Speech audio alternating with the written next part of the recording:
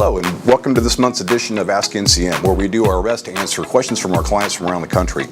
This week I have a question that came up in a class I was doing, a parts management class, and we noticed, and it comes up commonly in these courses, that how come my parts counter retail gross profit is so much lower than my parts repair order sales gross profit? And as we review the composite data in our parts department's classes, usually that lower gross profit margin on retail counter sales stands out like a sore thumb. So we have to ask ourselves, have we spent any time with our front counter people listening to the transactions taking place at the counter, or possibly even run an exception report to find out if they're doing price level overrides or offering discounts at the front counter?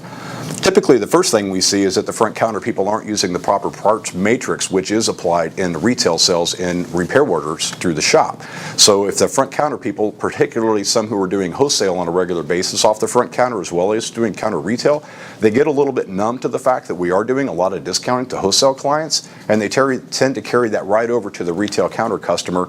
Even in my own personal experience in retail, not just as a consultant, but as a consumer going into dealerships, in many cases when I go in and ask or inquire about a part, they'll give me a list price and then they'll offer me a discount before I've even balked at the price. So again, spend some time with your people, perhaps even demonstrating what that transaction should look like on the front counter, asking questions and coaching them on word tracks that they might be able to use with customers if there is a concern about price. And for God's sake, stop doing the price level overrides and discounting at the front counter. Thanks for joining me this week on Ask NCM. If you have any questions you'd like to have answered on a future edition, just email your request to askncm@ncmassociates.com.